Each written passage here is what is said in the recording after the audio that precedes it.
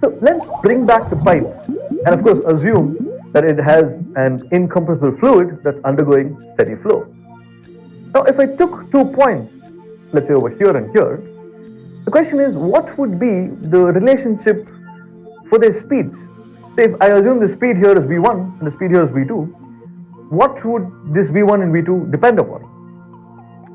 For that, let's do something extremely simple. Let's conserve mass. Okay? But before that, assume you have a pipe and which is filled with the fluid, and I add x grams of some fluid on one side. How much will flow out on the other side? Simple, right? Obviously x grams. And because they are incompressible, because the fluid is incompressible, if I add, the volume will also be the same. So if x grams amounts to a few liters, or let's say x liters, then the same amount of liters will come out as well. So similarly, if I take a volume of a fluid in a container and push it like this for a time dt, very small time dt, the volume that is lost on this side will be the same, right? Should be equal to the volume that is gained on the other side, right? So if at this point the area of cross section, let's say, is a1 and the speed as I push is v1, and at this point the area of cross section is a2 and the speed is v2, then the volume lost over here will be a1 into this distance, right? Let's call it some distance, and that distance would be v1 into dt, right? Speed into time. So because dt is extremely small, we can assume that the area doesn't change within that small distance. So similarly, so finally the volume would be a1 v1 dt. Now if we come to the other side, the volume gained will be again a2 into this distance, which is a2 into v2 into dt. So by conservation of mass, we know that the volume will be the same. So therefore, a1 v1 dt should be equal to a2 v2 dt. Okay, that means if I cancel out dt on both sides, I get a1 v1 equals a2 v2.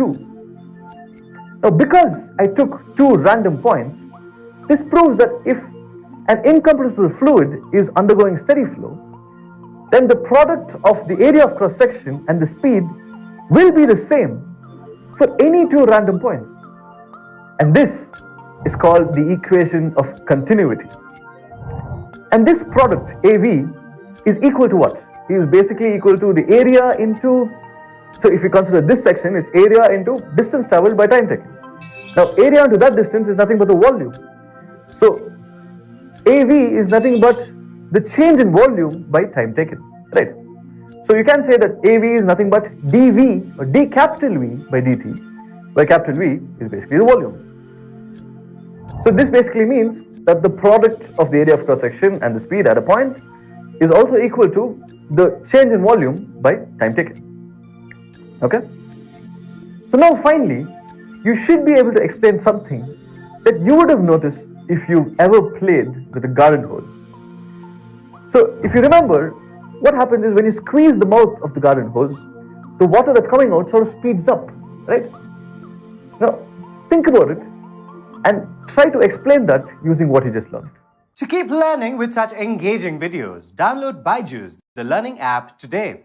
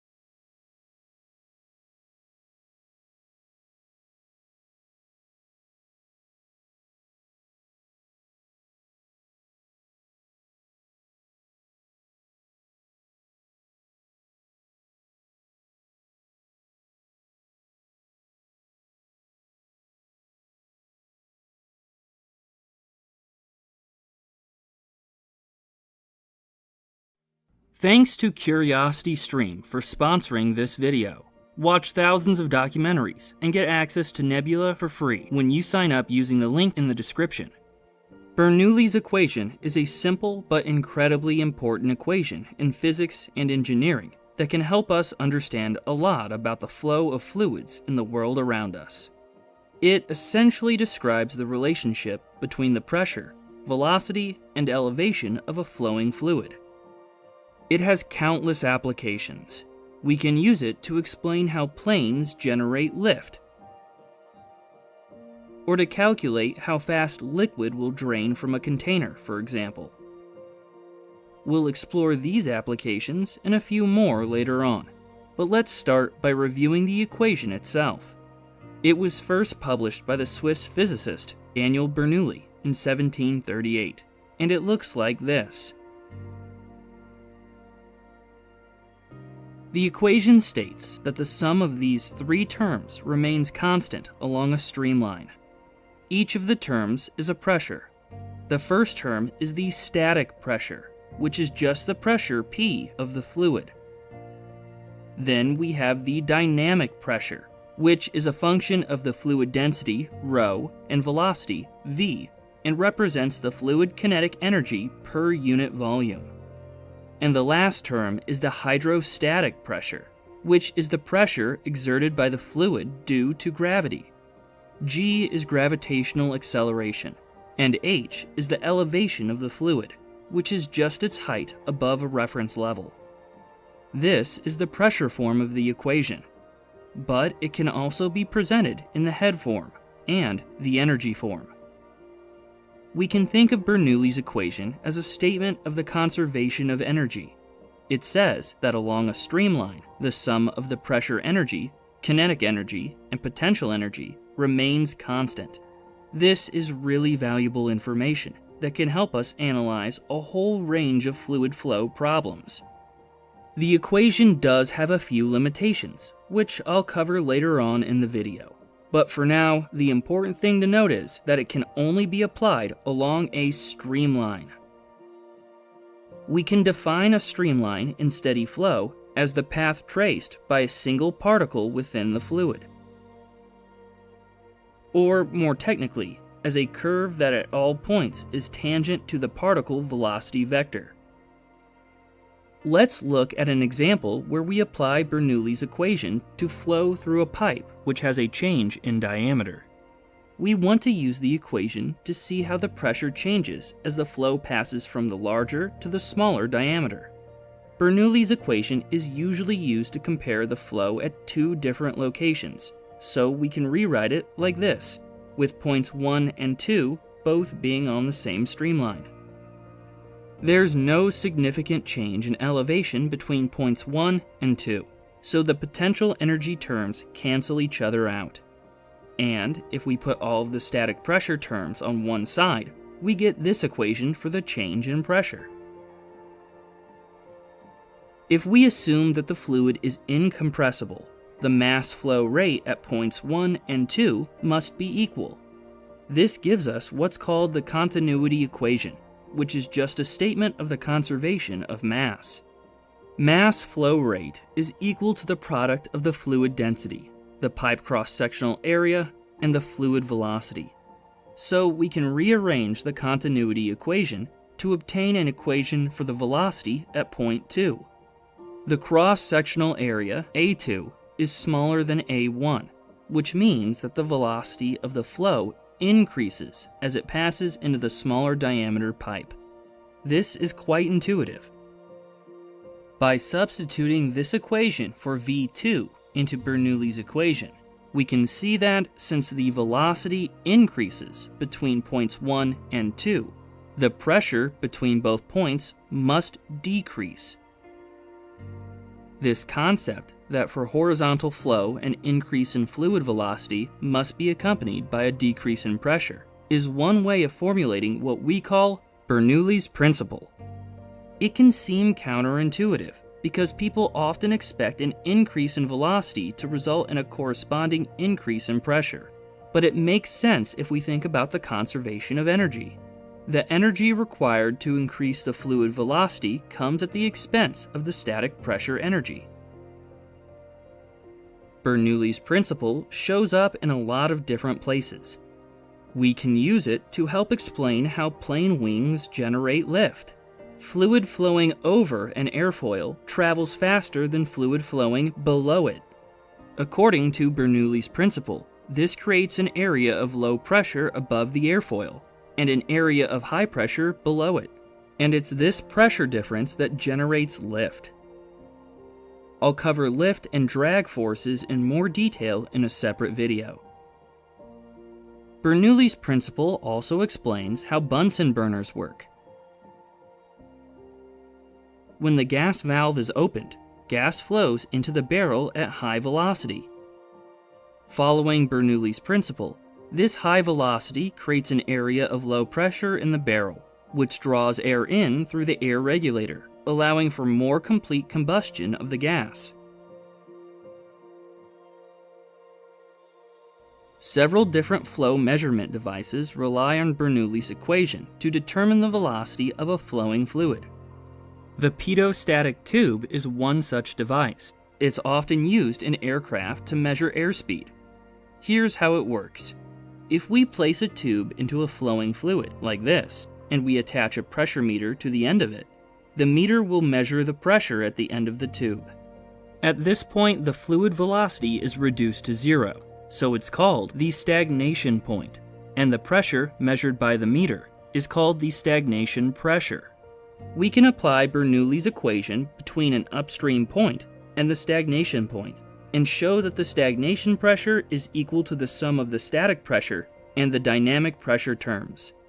All of the kinetic energy is essentially being converted into pressure energy at the stagnation point. If we add an outer tube which is sealed at the end but has holes further downstream, the outer tube will measure the static pressure of the fluid instead of the stagnation pressure. These two pressure measurements give us all of the information we need to determine the velocity of the flow. Another flow measurement device that uses Bernoulli's equation is the Venturi meter, which is an instrument used to determine the flow rate through a pipe. It works by measuring the pressure drop across a converging section of pipe. Say we want to determine the flow rate, Q, which is the velocity multiplied by the pipe cross-sectional area at point 1.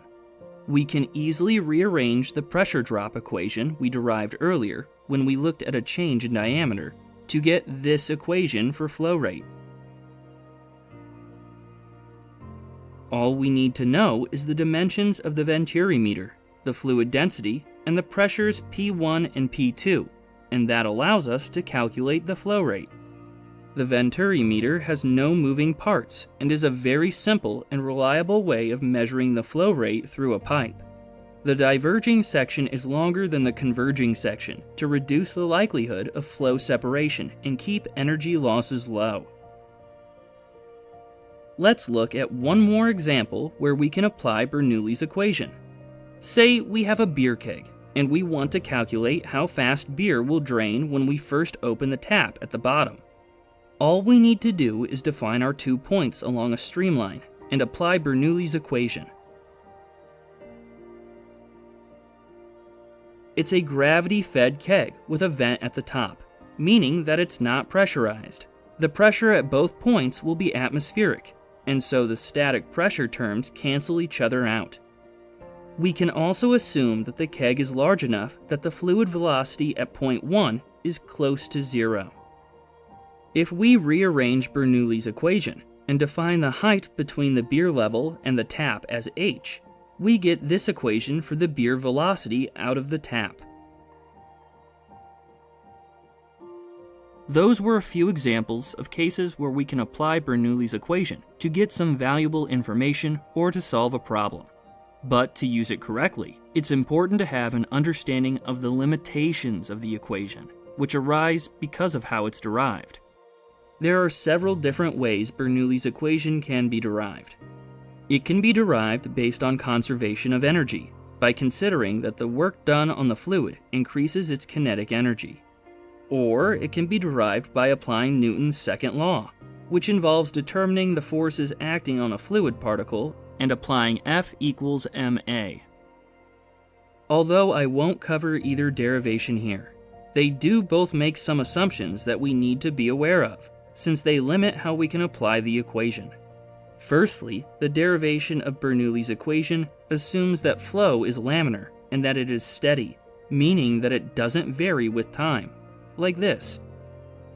Next, it assumes that the flow is inviscid, meaning that shear forces due to fluid viscosity are negligible. This assumption is needed because viscosity would result in a dissipation of some of the fluid's internal energy, and so the idea that energy is conserved along a streamline would no longer apply. And finally, the derivation of Bernoulli's equation assumes that the fluid behaves as if it's incompressible. This is usually valid for liquids, but might not be for gases at high velocities. All three of these assumptions need to be valid if you want to apply Bernoulli's equation. Adapted versions of the equation, which can be applied to unsteady and compressible flows, do exist, although they're a bit more complicated. Being able to recognize when Bernoulli's principle is at play, or when Bernoulli's equation can be applied to solve a problem, is a powerful tool in any engineer's arsenal. If you'd like to see a few more real-world examples of Bernoulli's principle in action, you can check out the extended version of this video on Nebula. Nebula is a video streaming service built entirely by educational creators like myself. It's home to some of the best creators out there, including Real Engineering, Practical Engineering, and City Beautiful. So you can watch content from them and many others on Nebula, completely ad-free. All of my videos are on Nebula, without any ads, and in the version of this video on Nebula, I've replaced this sponsorship message with a few more really interesting examples of Bernoulli's principle. Then there's the growing catalog of exclusive Nebula originals that you won't be able to watch anywhere else, like Mustard's fascinating look at Imperial Japan's underwater aircraft carriers, or the logistics of D-Day series. And best of all, you can get access to Nebula for free when you sign up to CuriosityStream using the link in the description. CuriosityStream is the streaming service for high-quality documentaries. It has a catalog of thousands of incredible titles, covering engineering, science, history, and more. So whether you want to learn about the pioneers of aviation and colonization of the moon, or discover the secrets of the deep ocean with narration by David Attenborough, CuriosityStream is the place to do it. If you sign up to CuriosityStream using this link and the promo code EfficientEngineer, you'll get a 26% discount on the annual plan, and you'll get Nebula for free, all for just $14.79. So to take advantage of this incredible deal, head over to curiositystream.com/EfficientEngineer, or click on the link in the description and use the code EfficientEngineer. You'll be supporting not only this channel, but a load of other creators in the educational community as well. And that's it for this introduction to Bernoulli's equation. Thanks for watching.